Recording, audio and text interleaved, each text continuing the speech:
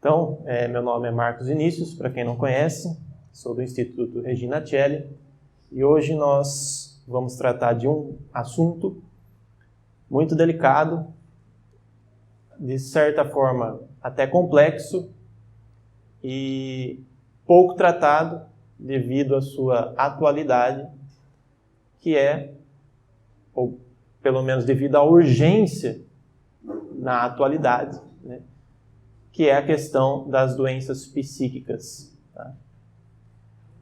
As doenças psíquicas, aí vocês entendam, né, aquelas que normalmente são aquelas que as pessoas procuram um psicólogo para tratar, procuram um psiquiatra para tratar, né? Que são aquelas, por exemplo, como a depressão, a síndrome do pânico, os transtornos obsessivo-compulsivos, né? São várias manifestações que se dão, né, das doenças psíquicas e hoje, na atualidade, nós percebemos, por uma análise rápida, que as pessoas, ou às vezes nós mesmos, estamos padecendo gravemente desse tipo de problema. E isso não é nenhuma análise estatística muito grande, científica, não, é a partir da experiência mesmo. Provavelmente alguém tem algum familiar, alguma pessoa próxima que está passando por isso, né? Porque o índice é muito grande. O Papa João Paulo II dizia que este é o mal do século, mas parece que está piorando cada vez mais. Isso tem atingido cada vez mais pessoas e cada vez mais rápido, ou seja, cada vez menos idade, né, a criança tem, o adolescente tem e já está padecendo por um problema como este. E isso nos assusta e muitas vezes nos deixa angustiado porque nós não sabemos o que fazer. E às vezes deixa até o psiquiatra angustiado porque nem ele mais sabe o que fazer. E o psicólogo também. E ele acaba dando soluções que vão protelando o problema, amenizando o problema, mas a resolução mesmo é raro de acontecer, né? Hoje nós vamos tratar de uma das causas desse tipo de problema. Existem inúmeras, mas eu acredito que essa é uma das principais, se não a principal. E, infelizmente, é justamente aquela que é menos tratada enquanto assunto. Poucas palestras, poucas formações nós vamos ver falando desse problema aqui que eu vou trazer como a causa. Porque hoje em dia, as pessoas mesmo que estão estudando isso, nem eles mesmos têm, às vezes, a capacidade de perceber esse problema. Como sendo a causa, uma delas, a principal, a causa espiritual. E quando eu digo espiritual, não estou falando que tem um espírito maligno na pessoa, que faz a pessoa ficar assim. Não. A origem, muitas vezes, notem, isso é importante a gente dizer, muitas vezes, não quer dizer que é em todos os casos, tá? Muitas vezes a origem vem de um âmbito da nossa alma chamado espírito, tá? Só que é muito delicado tratar disso, porque as pessoas correm o risco, e eu gostaria de advertir vocês para não interpretarem dessa forma, né? Às vezes as pessoas correm o risco de achar que eu estou falando que as pessoas têm esses problemas porque não têm fé. Não é isso. Em hipótese nenhuma, eu gostaria que fosse interpretado dessa maneira. Eu tenho certeza que a maioria das pessoas que sofrem com isso tem fé. Tá? E tem muito ateu que não tem fé nenhuma, que não tem esse problema. Então, o problema em si não está diretamente ligado à existência ou ausência de fé. Não interprete dessa forma, tá? Vamos deixar bem claro isso para que eu não seja mal interpretado aqui, tá? Não estou falando que quem tem esse problema é porque não tem fé. Porque tem gente que fala assim, esse cara está com depressão é porque é falta de fé, né? Não é isso, né? Em hipótese nenhuma. mas tem uma relação profunda com a fé. Inclusive, a fé faz com que nós tenhamos uma interpretação do mundo a partir da qual nós podemos nos precaver dessas doenças. Tá? E é sobre isso que eu vou tratar aqui hoje. Tá? Para fazer a reflexão, eu gostaria de usar a Sagrada Escritura, 2 trechos, especialmente. O Evangelho de São Marcos, capítulo 7, versículo 15 ao 21. Vamos ler. Inclusive é o Evangelho de hoje. Eu nem sabia, providencialmente. Nada há no exterior do homem que, penetrando nele, o possa tornar impuro. Mas o que sai do homem, isto é o que o torna impuro. Se alguém tem ouvidos para ouvir, ouça. E quando, ao deixar a multidão, entrou em casa, seus discípulos o interrogaram sobre a parábola. E ele, Jesus, disse-lhes: então, nem vós tendes inteligência? Gostaria que vocês guardassem essa palavra, inteligência. Não entendeis que tudo que vem de fora, entrando no homem, não pode torná-lo impuro? Porque nada disso entra no coração, mas no ventre, e sai para a fossa? Mais 2 palavras para a gente notar. Coração e ventre. Tá? Assim ele declarava puro todos os alimentos. E ele dizia: o que sai do homem é isso que o torna impuro. Com efeito, é de dentro, do coração dos homens, que saem as intenções malignas, prostituições, roubos, assassinos, e aí nosso Senhor vai falando uma série de pecados. Palavra da salvação. Glória a vós, Senhor. Como eu pedi que vocês notassem, Jesus, ao explicar essa parábola aos discípulos, cita 3 realidades da estrutura do ser humano: inteligência, o ventre e o coração. O que é o ventre? O ventre é para onde vão os alimentos. Os alimentos que são materiais vão para o intestino do ser humano, e é justamente a essa realidade material que Jesus está se referindo.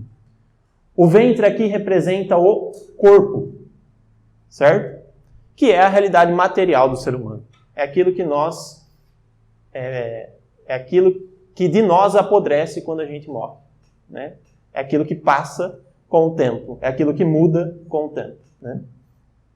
A inteligência, que é esta que Jesus cita quando ele pergunta para os discípulos: e nem vós tendes inteligência?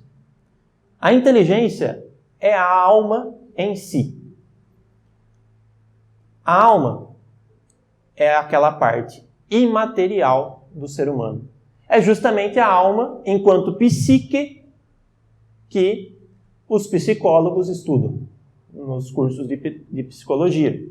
Um psicólogo estuda a psique humana, ou seja, aquela parte do ser humano que é imaterial. Alguns psicólogos atuais, principalmente os contemporâneos, vão duvidar desse caráter imaterial da alma, mas não é aqui que a gente vai tratar desse ponto. O que importa dizer é que a alma humana ela não é material como o corpo, de tal forma que, infundida por Deus no momento da nossa concepção, ela vai ser imortal até a eternidade. Então, ela não morre. O corpo morre. Inclusive, a morte, o que é? É a separação do corpo, que é material, da alma, que é imaterial. Mas a alma aqui, Jesus faz muita questão de fazer uma separação do espírito. Alma, aqui, psique, é a inteligência. Ou seja, é aquela parte do ser humano que permite que ele raciocine. É a razão do ser humano. É nesta parte que está alojado toda a nossa capacidade de pensar, de raciocinar, de prever as coisas, de planejar. Isso é inteligência. Inclusive, quando a gente fala que uma pessoa é inteligente, é quando uma pessoa consegue resolver os problemas, consegue planejar com antecedência as coisas, consegue fazer um pensamento abstrato, bem evoluído, consegue fazer conta matemática, né? Tudo isso não é material, é imaterial. Por isso que está alojado na parte que se chama psique humana. Só que Jesus, ao mesmo tempo que fala da inteligência, também fala do coração. O que é o coração? O coração simboliza aqui o espírito. O espírito que não é a alma em si, mas ele está na alma. Tá? O ser humano, portanto, é corpo, alma e espírito. Ventre, né? Inteligência e coração. Ele é um todo. Assim como São Paulo diz na carta aos Tessalonicenses, a primeira carta aos Tessalonicenses, capítulo 5, versículo 23. Segundo ele, o Deus da paz vos conceda a santidade perfeita, e que o vosso ser inteiro, o espírito, a alma e o corpo. Ele cita aqui as três realidades que eu acabei de mencionar, como um ser inteiro. Ou seja, o ser humano, ele é corpo, alma e espírito. O que é o espírito?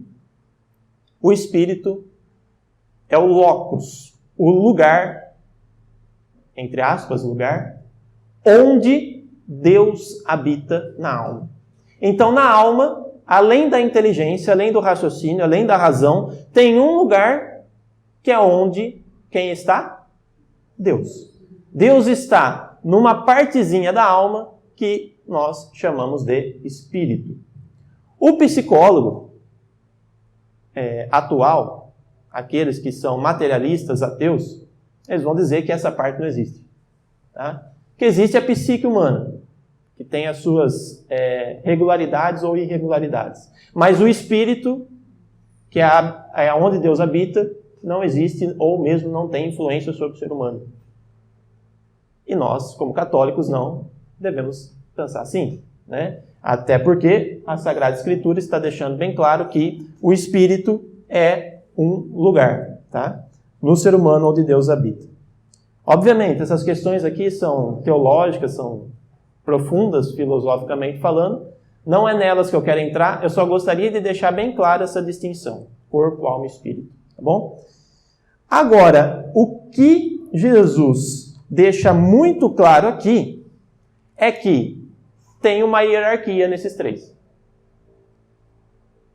E aqui ele usa uma expressão fortíssima, né? Que ele diz o seguinte, que nada disso entra no coração, mas no ventre. E do ventre sai para a fossa. Ou seja, as coisas materiais, que são materiais tanto quanto o ventre, vão para a fossa.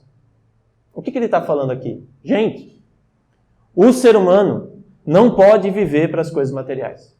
O ser humano não pode ser materialista. Por quê? Porque a matéria entra pela boca, vai para o ventre e vai para a fossa. Quer dizer, não serve para nada.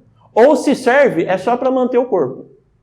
Agora, hoje em dia, quem daqui percebe que na sociedade tem gente que só vive para o ventre? Que só vive para as coisas materiais.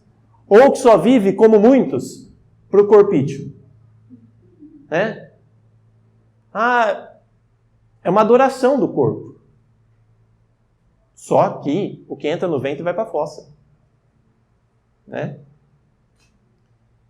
Quer dizer, Jesus está colocando bem claro que se a gente for valorizar algo, não é o ventre que vai ser o primeiro. Só que hoje em dia, o que o ser humano está valorizando mais, dá para ver nessa sociedade atual, é o ventre como representação de tudo que é material. E isso não é só os ateus. Pelo contrário, tem muito cristão valorizando mais aquilo que é material. E tem muito católico que se diz fervoroso, que se diz devoto, que está valorizando mais o material. Em que sentido? No sentido de que ou as coisas materiais vão bem para ele, ou ele se revolta contra Deus.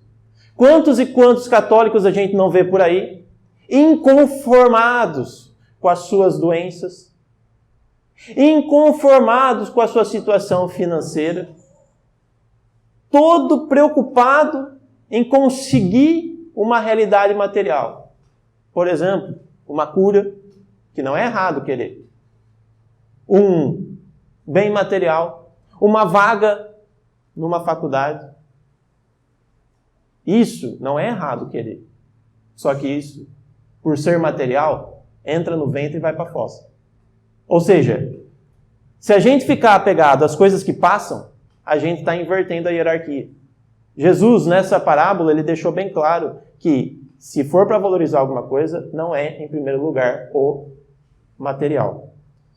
Só que quem vive para o ventre, isso é fato, não consegue utilizar direito a inteligência. Porque eu não estou falando nem do espírito, estou falando da inteligência. A pessoa que vive materialisticamente, ela acha que o mundo é só matéria. Ela acha que tudo é corpo, que tudo é material. Aí ela vai raciocinando como se fosse assim. Mas é assim? Não é assim. Existem realidades imateriais. Existe, por exemplo, o bom, o belo, a verdade, que são realidades imateriais. Mas de verdade ninguém quer saber. Pelo contrário, né? Como diz o Santo Agostinho. Muitas vezes as pessoas odeiam a verdade por causa daquilo que amam no lugar da verdade. A pessoa ama tanto alguma outra coisa que ela rejeita a verdade. Quer dizer, o materialismo dela, os pecados dela foram fazendo dela uma pessoa que não consegue nem enxergar o mundo direito. Por quê? Porque deve haver um equilíbrio entre matéria e imatéria, entre razão e corpo. Se a pessoa valoriza demais o corpo, quer dizer que ela está dando valor para aquilo para aquilo que passa. Quando, na verdade, ela deveria dar mais valor para aquilo que não passa. De que vale ganhar o mundo inteiro material, servirmos a perder a nossa alma? Jesus, em todo o Evangelho, deixa muito claro que, em primeiro lugar, é o reino espiritual. E se a gente colocar em primeiro lugar o material, algum problema vai dar. Aí a gente já começa a perceber por onde a gente está indo. Tá? Mas vamos adentrar um pouco mais no problema. Na atualidade, nós temos algo que eu chamo de império do materialismo. Ou seja, a matéria em primeiro lugar. As pessoas estão achando que o mundo é prioritariamente material. E aí eu gostaria que cada um daqui fosse analisando a sua própria vida, porque uma palestra é justamente para isso, né? Para nós e para podermos ajudar as outras pessoas, como é que isso está se dando na sua vida. Tá? Em que sentido nós podemos estar correndo risco de estarmos valorizando mais o material do que o espiritual. Tá? Hoje nós vivemos no império do materialismo e a consequente subjugação da fé. O que é subjugar? É colocar segundo plano. Lembrem, eu falei, não é um problema de falta de fé, de ausência de fé. Porque tem muita gente com fé e com problemas psíquicos graves. Não é falta, não é ausência, é descentralização. Tá? A fé está aí, mas para eu recorrer de vez em quando eu preciso. A pessoa tem fé. Ela faz até uma tatuagem de um terço, da Nossa Senhora, uma coisa assim. Que é algo material. Né? Tatuagem é no corpo. Né? Não estou julgando também quem faz. Estou citando uma realidade. Né? Mas ela não vive em função de Deus. Se isso é algo que não cabe a nós, louvado seja Deus. Mas eu estou falando de uma realidade minha. Eu tenho fé, mas muitas vezes a minha fé não está no centro. Eu tenho fé, mas muitas vezes eu não vivo em função de Deus. Eu não amo a Deus sobre todas as coisas. Eu não amo a Deus com toda a força, com todo entendimento, com todo o meu coração, com toda a minha alma, como Cristo falou que era para eu fazer. Eu amo a Ele. Nem me passa pela cabeça uma blasfêmia contra Deus, falar mal de Deus e contra Deus. Eu não vou fazer isso, mas também eu não estou colocando Ele no lugar dele. Deus não está sendo muitas vezes o fundamento da minha vida. O que é fundamento? É aquele principal. É a base sobre a qual vai se dar a minha vida, de tal modo que eu faça tudo em função de Deus. O que acontece? Muitas vezes nós temos fé, mas nós não vivemos em função da fé. Nós não fazemos com as coisas aquilo que o Cristo mandou que nós fizéssemos. O que entra no ventre vai para a fossa. Ou seja, o que ele falou aí? Gente, vocês têm que dar mais valor para o coração. Vocês não podem dar mais valor para as coisas. E como é que a gente faz isso? Gente, quantas e quantas vezes nós lutamos para comprar alguma coisa. E nos orgulhamos, falando, foi Deus que me deu. Lógico, foi Deus que te deu, mas era uma realidade material. E quantas vezes nós vivemos em função disso e nos angustiamos por isso? É algo que nos chama a atenção, nós precisamos mudar. Então, como eu dizia, não é a falta de fé, mas a descentralização da fé. Tá? O homem de hoje crê ser possível caminhar sozinho, como se fosse corpo e inteligência apenas, desprezando a vida espiritual como algo apenas possível, mas não necessário. Quando nós fazemos isso? Quando nós, por exemplo, vamos em busca na igreja de algo que a gente precisa. Quando aquilo que deveria ser o nosso ato de amor para com Deus se torna um ato de espera daquilo que Deus vai me dar. Muitas vezes o católico vive em função disso. Eu quero que o Senhor faça isso para mim, então agora eu vou na igreja. Eu quero sair dessa missa diferente. Eu quero sair desse grupo de oração diferente, então aí eu vou. E aí eu vou com fé. Como se a minha fé é que fosse produzir aquela realidade que eu estou esperando. Quer dizer, eu estou vivendo com fé, mas não em função da fé. Tem muita diferença. E aí a gente acha que é possível caminhar sozinho. Assim como a minha filha hoje, antes de vir para cá, eu agradeci a Deus a providência que Ele me deu de experimentar isso com ela. Minha filha de 3 anos, que está aqui, a Giana, ela foi andar de bicicleta lá no Pouso Alegre, onde a gente mora. E aí ela achou que ela podia andar nos paralelepípedos. Eu falei, Giana, aí não dá para você andar. Ela falou, não, dá. Eu falei, Giana, aí não dá. Aí é tudo buraco. E a bicicleta dela não andava, patinava. Eu falei, Giana, desce, vamos ali onde tá liso. Ela falou, não, dá. Eu falei, que bom, né? Olha que orgulho, né? Eu falei, então vai, tá gostoso aí? Eu não conseguia andar, não sair do lugar, gente. Ficar só patinando, que nem uma tonta. Aí, ela falou, aqui tá gostoso. Olha como é o ser humano, gente. Ele tá fazendo tudo errado, mas tá falando que tá bom. Eu falei, então vai. Aí, eu sentei, fiquei rezando o terço, esperando ela vir, ela não vinha. De repente ela vem empurrando a bicicleta. Eu falei, Giana, você percebeu? Não, eu só vou por aqui mais para frente. E continuou de novo. Eu falei, meu Deus do céu, né? Aí, de repente, ela vem com o pé sujo de graxa. Pai, o que é isso? Olha, bem feito, né? Bem feito, olha, Deus te castigou. Né? Era para acontecer isso mesmo. Ainda bem que aconteceu isso. E eu não estou nem aí que aconteceu. Ai, pai, precisa...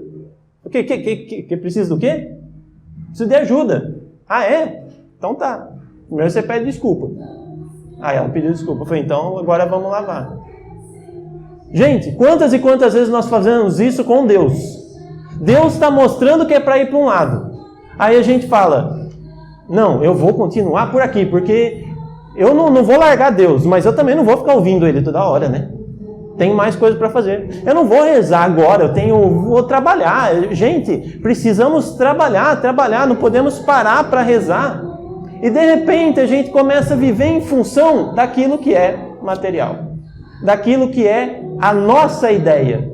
Só que o que Jesus disse? Gente, vocês não conseguem usar nem inteligência. Por quê? Porque vocês estão vivendo em função daquilo que é material. A Giana estava vivendo em função naquele local da ideiazinha dela, do orgulhozinho dela. O orgulho nos tira dessa posição que é ouvir a Deus para fazer o que Ele quer.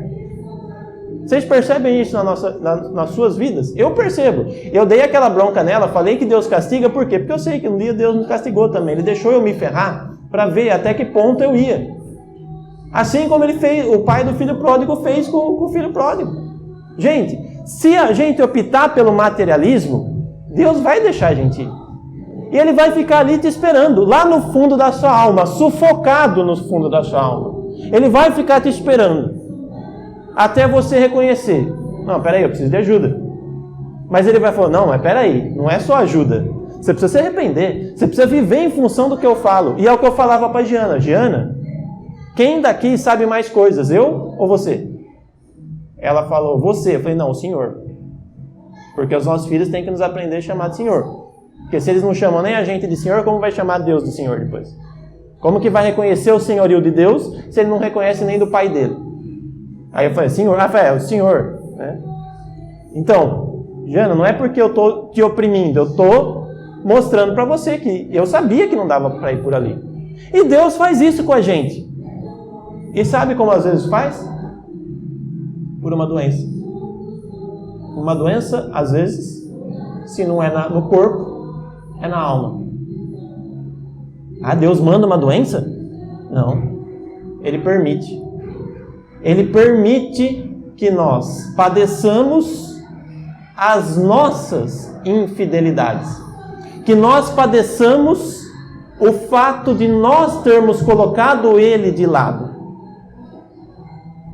Hoje, eu estou muito convicto de afirmar que muitas das doenças psíquicas que nós padecemos hoje é por causa de deixarmos Deus de lado. Sim. E o que isso implica? Isso é só a ideia. Mas isso acontece, de fato. E agora eu gostaria de mostrar como isso se dá na realidade. Tá? Ou a vida espiritual está no centro. Isso é regra, gente. Ou a vida espiritual está no centro, regulando a alma, ou o materialismo e o racionalismo desregula e sufoca a alma. Ou seja, ou a vida espiritual está no centro do ser humano, ou a sua inteligência, ou o seu corpo sufoca o espírito. As três realidades quais eram? Corpo, inteligência e espírito. Se o espírito está lá embaixo, é a própria inteligência e é o próprio corpo que vai sufocar. É este sufocamento que é a doença psíquica. Tanto é que a principal queixa de quem está com esse tipo de doença é que se sente como? Sufocado. Angustiado de uma tal forma que se sente sufocado. Sufocado tristemente, sufocado angustiadamente. Né? Dessa forma aí. É esse, meu Deus. Quer dizer, meu Deus, agora, né? Agora. Se Deus estivesse no centro, regulando, ordenando a vida espiritual, a alma e o corpo não estariam padecendo. Por quê? Porque nós somos um ser inteiro, corpo, alma e espírito. Se o espírito não estiver no centro, as outras duas realidades vão se sobrepor. Mas só que essas outras duas realidades, elas deveriam estar ao lado e o espírito no centro. Quando na verdade o espírito está de lado e o corpo e a alma estão disputando quem vai tomar a frente. É isso que acontece. Deste sufocamento brotam naturalmente as doenças psíquicas. Uma pessoa sadia, primeiro ponto, agora a gente vai criticar, uma crítica forte, as pessoas que usam demais a inteligência. Tá? Lembra que eu falei? Se o espírito sai de lado, o corpo ou a inteligência toma o lugar. Agora vamos criticar quem deixou a inteligência tomar o lugar. Que isso é um risco. E isso para mim é o pior. Porque quando é o corpo que toma o lugar é fácil se converter. Quando é a inteligência, é muito duro. Porque como diz o Chesterton, quando a inteligência que está doente, qual que é o problema? Quem é que vai ordenar a inteligência? A própria inteligência. E aí, ela está doente, ela não consegue regular a própria inteligência. Por isso que as pessoas que estão padecendo por problemas psíquicos, muitas vezes não conseguem dar uma saída sozinho. Por quê? Ele precisa desabafar, precisa pôr para fora. Por quê? Porque pondo para fora, ele vai entender aquela bagunça que está na cabeça dele, que ele mesmo não consegue entender sozinho. Por isso que é muito importante procurar um terapeuta. Uma pessoa sadia, sã, não supervaloriza a inteligência. O que acontece hoje? Conheço um caso, da minha própria família, de uma vez que aconteceu o seguinte. Eu coloquei o carro numa rampa e fui dormir. Eu fui dormir numa garagem que tinha uma rampa. Aí a pessoa da casa foi falar que aquilo lá era muito arriscado e colocou um tijolo embaixo do pneu do carro. Eu falei, meu Deus, conhecendo o histórico da pessoa, daquelas pessoas que sempre estão prevenindo tudo, com medo de tudo, eu falei, não precisa disso. Não, pelo amor de Deus, e se o carro começa a descer? Eu falei, nossa, mas eu já puxei o freio de mão, eu engatei, não é tanta descida assim, o carro não é tão velho, é um carro normal. Não, mas e se quebra alguma coisa do carro? Eu falei, meu Deus. Como isso? Uma peça vai cair? Tudo pode acontecer. Eu falei, lógico que tudo pode acontecer. Pode cair um avião aqui agora. No meu coração pode parar. O pulmão pode dar um problema, o rim, qualquer coisa. Pode meu cérebro explodir, qualquer coisa. Assim como o carro. Desintegrar as peças estando parado. Né? Vocês conhecem gente assim? Que quer prever tudo. Que, por exemplo, não admite sair do carro e não olhar todas as portas e todos os porta-malas 2 ou 3 vezes. Porque vai que na terceira ela abre. Né? Ou pessoas que põem cerca em todas as cômodos e ele, se um dia tiver que sair, ele não vai conseguir nem sair. Ou pessoas que põem alarme em tudo e que ficam com medo de tudo. Hoje em dia, sinceramente, eu acho que metade da população é assim. Medo de tudo. É errado ter medo? Não. Deus pôs no nosso coração medo. Só que no lugar certo. Tem que ter medo. Mas não ter medo do medo, do medo, do medo. Ter tanto medo assim. De tal forma que eu confio que nada do que eu previ vai dar errado. Eu confio na minha previsão. Eu confio na minha inteligência. Aí não tem problema. Se eu prever tudo, aí eu vou. Então a pessoa prefere sair de carro para viajar num horário que não tem problema de movimento. E olha todas as peças do carro antes de sair, para que não tenha nenhum problema. E ela vai na velocidade abaixo da mínima, para não ter problema nenhum. Porque vai que aí eu consigo frear, mas eu vou testando o freio para não ter nenhum problema mesmo. Quer dizer, ela está confiando que, se ela conseguiu prever tudo, aí vai. Mas e Deus nisso? Será que vai dar tudo errado assim?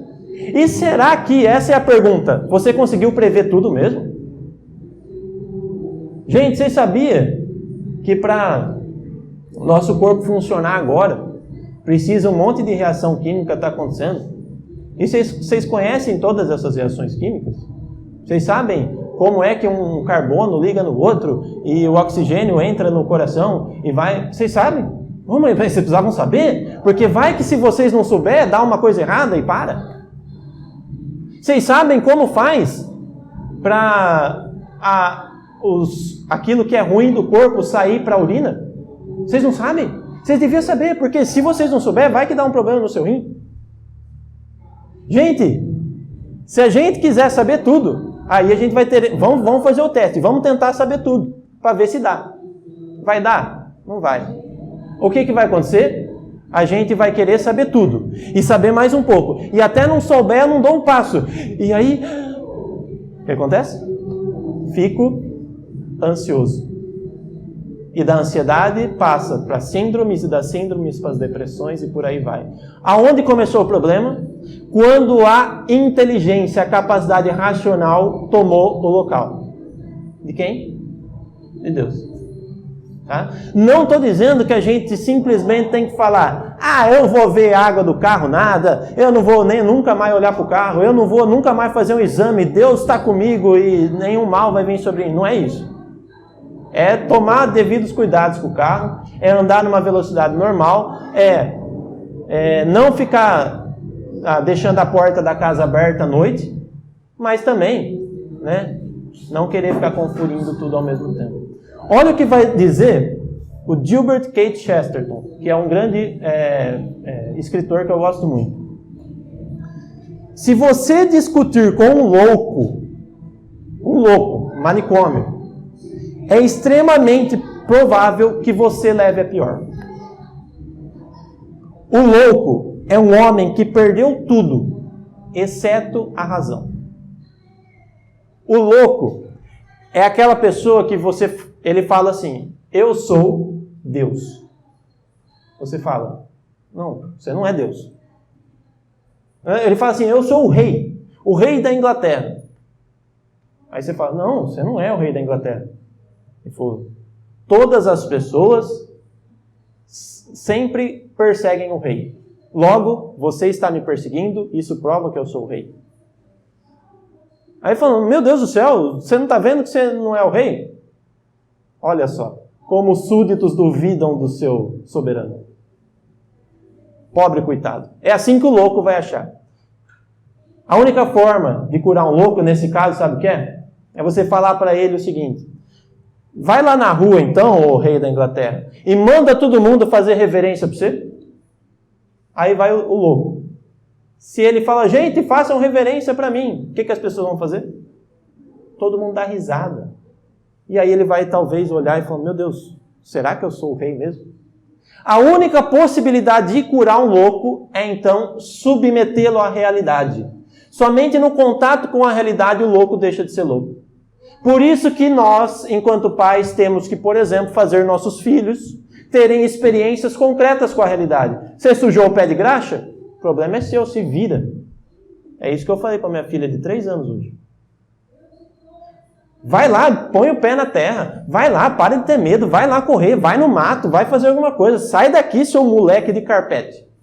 É isso que a gente precisa fazer.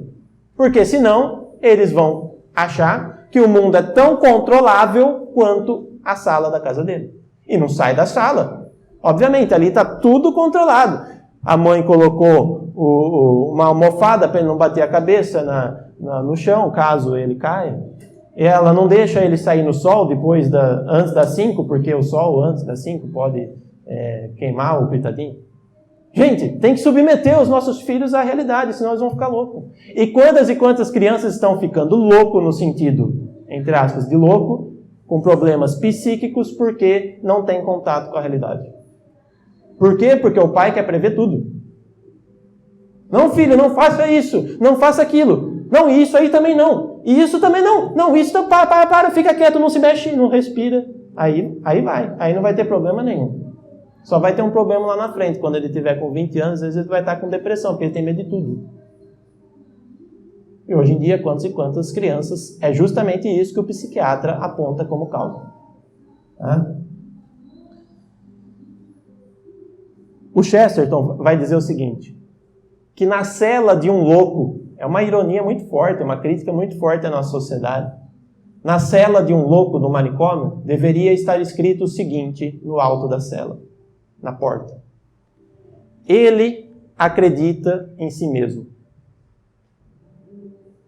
Quando nós utilizamos esse jargão como nossa própria essência, eu acredito em mim mesmo, pode deixar que eu me banco, eu confio, pode confiar em mim que eu... Sabe quando você põe muita fé em você, na sua inteligência? Como aquela música do Renato Russo, né? Eu acho uma idiotice. E eu gostava do Renato Russo. Se você não tiver em quem confiar, confie em si mesmo. Quem acredita sempre alcança. Olha só. Você não tem ninguém em quem confiar? Você precisa confiar em você mesmo. Se você não tiver em quem confiar, tudo bem, confie em si mesmo. Confia na sua inteligência. Mas você não tem em quem confiar. Gente, se nós não confiarmos que Deus está sustentando a nossa vida, que está providenciando tudo, que está regulando cada reação do nosso corpo, que está nos dando a graça de sermos aquilo que nós somos, e à medida que Ele tirar a mão, o nosso corpo para. Se nós não entendermos que Deus é Deus e que nós não somos Deus, que nós não conseguimos controlar o mundo, que nós não conseguimos controlar nem a nossa vida, nem o nosso corpo, nenhum dos órgãos que a gente tem, a gente consegue controlar. Se a gente não parar com essa ideia de louco, de acreditar em nossa própria inteligência, Deus vai permitir, assim como eu permiti para a Giana hoje que ela usasse o pé de graxa, que a gente padeça. Ele fala, quem sabe, aí um dia vocês vão lá numa palestra no Santo Antônio, e aí você percebe onde está o problema. Ou você mostra essa palestra para alguém, né, por aí, e a pessoa que está padecendo por esse problema melhora. Deus permite a doença. Ele permite a doença para curar o doente. Tá? Só que para isso precisa uma inversão de tudo que nós estamos vivendo. Nós precisamos colocar o Espírito em primeiro lugar. Tá?